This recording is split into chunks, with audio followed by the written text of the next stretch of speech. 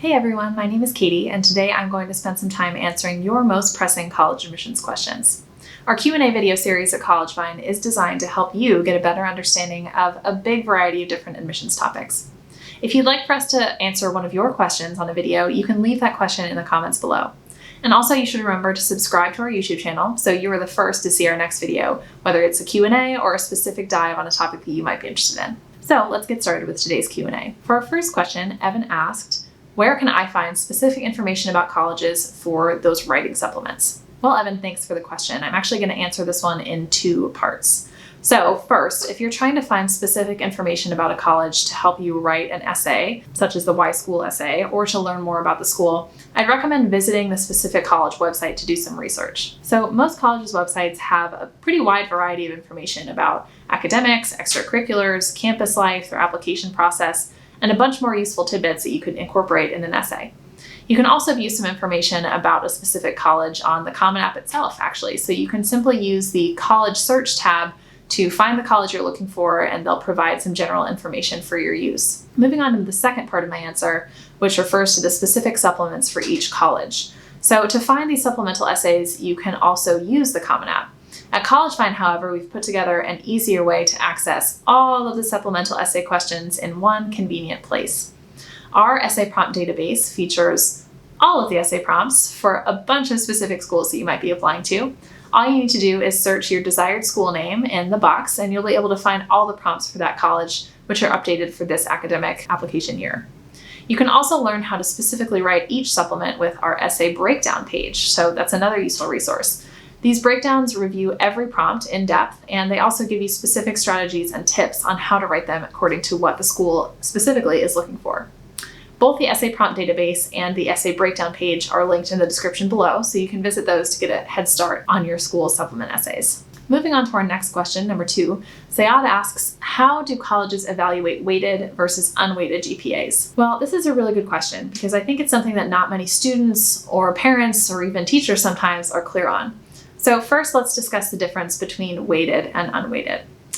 Unweighted GPAs do not take into account the rigor of the class. So every class, no matter its difficulty, is worth the same amount of points, which is to say that a grade of A corresponds with 4 points, a B is 3 points, a C is 2 points, and a failing grade corresponds with 1 point or lower.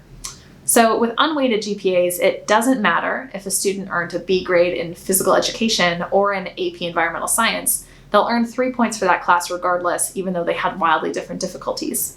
A student who earned all A's in AP and honors courses will have the same GPA as a student who earned all A's in just regular courses. While on the other hand, weighted GPAs do reflect how difficult a student's course load is, and the scale for weighted GPAs is higher than that of the scale for unweighted GPAs. Although different high schools weigh classes differently, one really common practice is to assign 1 extra point value to weighted classes on the GPA scale. Because colleges want to admit students who obviously have strong grades and have challenged themselves academically in high school, a weighted GPA tends to be more important because it allows admissions officers to see not only how well you did in classes, but also how challenging your course load actually was. Weighted GPAs are extremely important for particularly competitive schools, such as schools in the Ivy League.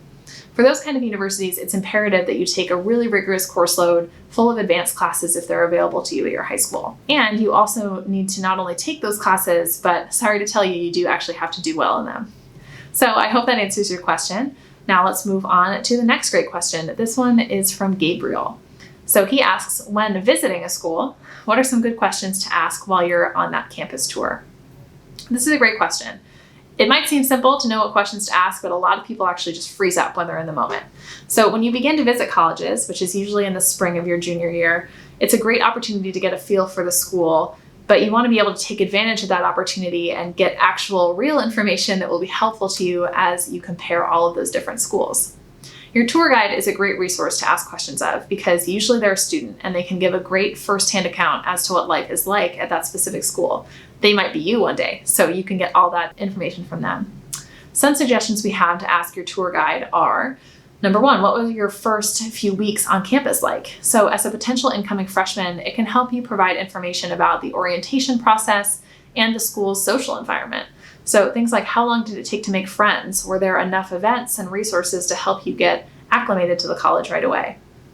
Another question you might ask is pretty simple. Do you have a favorite class or professor? Well, this question can give you a better sense for academic life at the college, and it can give you an inside look into what some of the faculty are like. Hearing about the character of a professor at the school from an actual student can be a really helpful reference to better evaluate the general philosophy of teaching at that university. Another question you might ask is, what's your favorite and least favorite part of being a student at this specific school? Asking about both the positive and negative qualities together will increase your chances of getting a more honest answer from your tour guide. Most of the information you'll get from the tour guide will likely be positive and more scripted, but that negative portion might be unscripted, and it might actually come from their own experience, which is where the really juicy stuff might come out. Another question you might ask is, what's your favorite place that's not on campus? So this question serves a dual purpose. It tells you about the landmarks in the area and also gives you some perspective into what students at this college do in their free time, away from their academic commitments. All of those things would be important to ask your tour guide. But in addition to speaking with your tour guide, once you're on campus, we also recommend doing things like talking with faculty and staff. And if you're able to, schedule a meeting with an actual professor or department head before you arrive on campus. You might attend a class by emailing a professor ahead of time to see if it would be okay for you to sit in just quietly in the back and not bothering anyone. You can explore the entire campus and not just the academic buildings. You might want to take a look at the dorms, the dining halls, the gym, the library, anywhere that you'll spend a lot of time as a student. Overall, visiting college campuses is a really helpful way to learn more about a particular school and just to immerse you in that environment. Don't hesitate to be thorough and ask a lot of questions during your visit so you really get all that you can out of it. For more information about campus tours, you can visit our blog where we have a lot of helpful posts on that topic. And for our last question of the day, Vivian asks, how do colleges look at superscoring? Well, to answer this question, let's start with the basics. Superscoring is a practice used by some colleges to evaluate and weigh standardized test scores. It is most commonly used with scores from the SAT. So when colleges superscore, they consider your strongest section scores on the SAT from across multiple test administrations. So for example, if you scored a 730 verbal and a 740 math score on your first SAT, but then scored a 690 verbal and a 710 math on the second administration, a college that uses superscoring would consider your scores as 690 verbal and 740 math for a composite score of 1430. So they took the highest scores for each section. So why do colleges superscore? Well, they know that how you do on just one test one day is not a great indicator of your overall academic ability or intelligence.